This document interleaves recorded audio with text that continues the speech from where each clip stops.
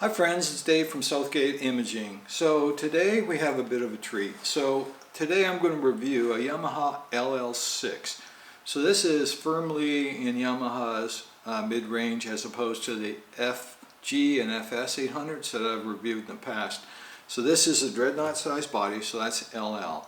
They have LL and LS's. So S is the concert size body, the LL is the dreadnought body.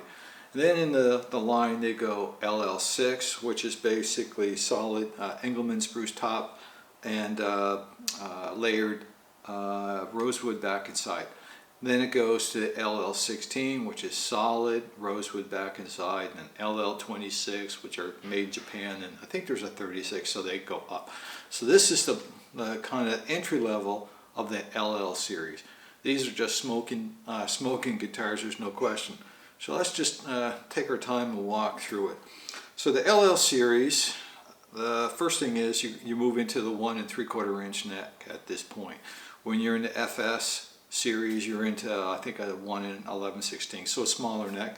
It's not a 1 3/4 is nice, especially once you get into more fingerstyle. You're going to want to have a 1 3/4 inch neck in most cases, so you're going to want to be there. This has, I believe, an ebony or rosewood. It looks like rosewood. It could be ebony, but I think it's rosewood. Fingerboard and bridge. Although you can't see it, they have a 5-piece neck, so you could see it like on a natural finish guitar. You'll see the strips of the 5 layers here, laminated 5 layers, and it's for strength and stability. These necks are like indestructible, really. These things don't warp. They're very solid, very dependable neck. Gold tuners, which is a kind of a nice touch. And that's, again, historically, that's been something that's been in the LL line, even LL10s, and some of the older models that are discontinued now all had the gold tuners, which are nice. They stand up fine.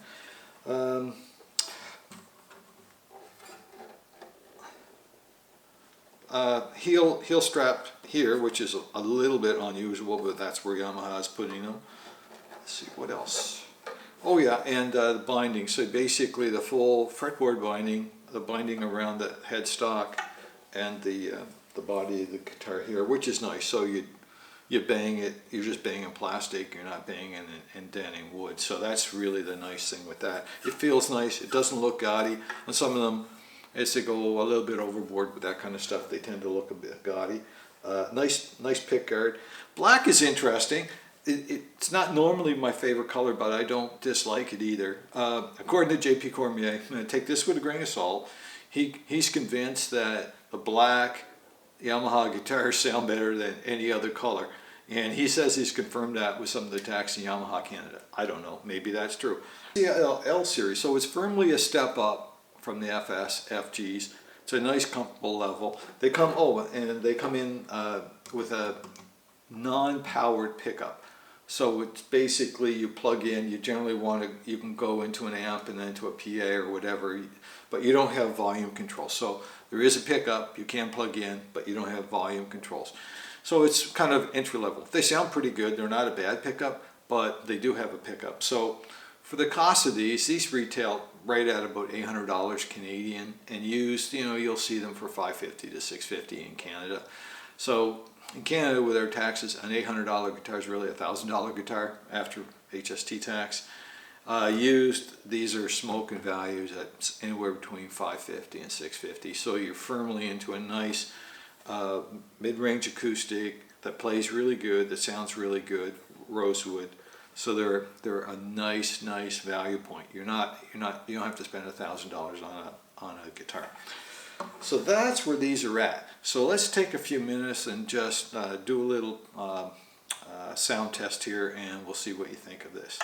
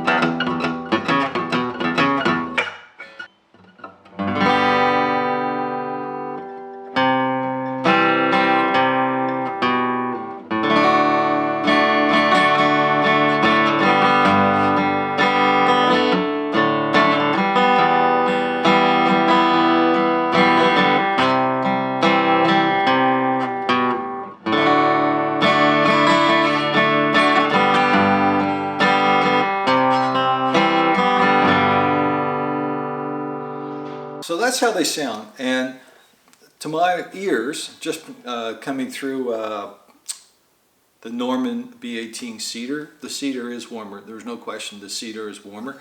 These are basically oldish Alexas that are on here now. I have some actually Martin Mondell retros that are coming probably later this week. So I'll basically do a quick setup on this and more or less a cleanup. The setup's been absolutely fine. And I'll have the Mondells on before too long and just see how they kind of match with this guitar. I think they'll be actually fine. It might tone down a little bit of the brightness. It might work out really good. So that's the guitar. So where does this sit in the market? Well, there's not that much in the $800 price ranges that's that good anymore, to be honest. The all solids in Canada are now, you're looking at $1,200, $1,500, $1,800, like the starting point. They've really gone up a lot. So an $800 guitar, there's certainly nothing made in the USA. There's the Martin 10 series is probably $1,200 right now.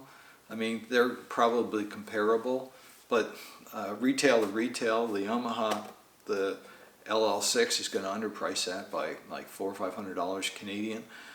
That's really the only thing that comes to mind. On the Taylor series, well, the 214 is over $2,000 now in Canada, so that's not really going to be that comparable. So again, Yamaha has that solid price advantage over like the Martin and Taylor. You might maybe the Academy models, but to be honest, I think this smokes the Academy models in both playability, like the Taylor Academies. Probably the same entry point. The Taylor Academies are going to have a narrow nut. They're not going to have the binding. They don't really have the looks. They're very plain. Maybe that's the closest big name guitar competition. But again, I believe those are made in Mexico. They're not USA made. So that might be the closest. From the Godin family, the Seagulls are in this category. They're $800 to $1,000 Canadian, so they would definitely be in there. It's a matter of preference, really. Both are very good guitars, so they would be really, if you were shopping, that's kind of where you were shopping.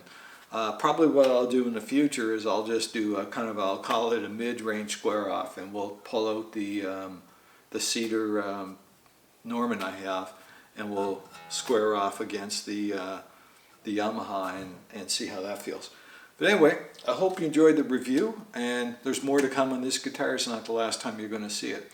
Again, please like, subscribe, and comment. If you are an LL6 or an LL16 owner, let me know. Let me know what your experience has been. I've certainly enjoyed this one so far, and I'm looking forward to tearing into it some more. Anyway, thanks. Have a great day.